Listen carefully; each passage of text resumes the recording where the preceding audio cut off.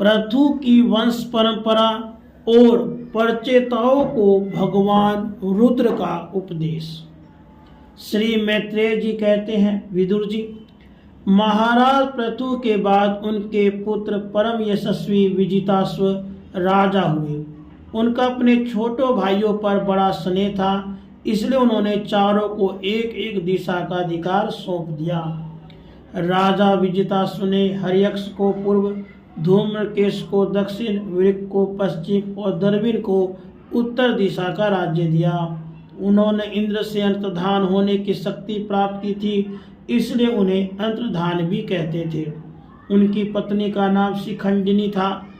उससे उनके 3 सुपुत्र हुए। उनके नाम पावक, पौमान और सूची थे। पूर्व काल में वशिष्ठ जी का शाप होने से उपयुक्त नाम के अग्नियों ने ही उनके रूप में जन्म लिया था। आगे चलकर योग मार्ग से वे फिर अग्नि रूप हो गए। अंतर्धान के नभस्वती नाम की पत्नी से एक और पुत्र रत्न हविर्धान प्राप्त हुआ। महाराज अंतर्धान बड़े उदार पुरुष थे। जिस समय इंद्र उनके पिता के अश्वमेध यज्ञ का घोड़ा हर कर ले गए थे, उन्हें पता लग जाने पर भी उनका वध नहीं किया था।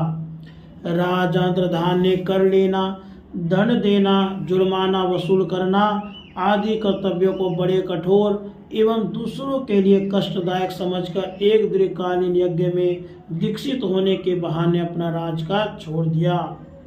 यज्ञ कार्य में लगे रहने पर भी उन आत्मज्ञानी राजा ने भक्त भय भंजन पूर्णतम परमात्मा की आराधना करके सुदृढ़ समाधि के द्वारा भगवान के दिव्य लोक को प्राप्त किया। हविर्धान की पत्नी हविर्धानी ने बहिर्सद, गय, शुक्ल, कृष्ण, सत्य और जितवर्त नाम के 6 पुत्र पैदा किए। इनमें हविर्धान के पुत्र महाभाग बहिर्सद यज्ञ आदि कर्मकांड और योगाभ्यास में कुशल थे। उन्होंने प्रजापति का पद प्राप्त किया।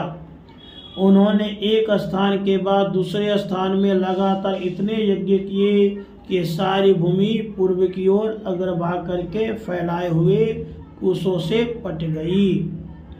राजा प्राचीन बही ब्रह्मा जी के कहने से समुद्र की कन्या शतद्रुति से विवाह किया था।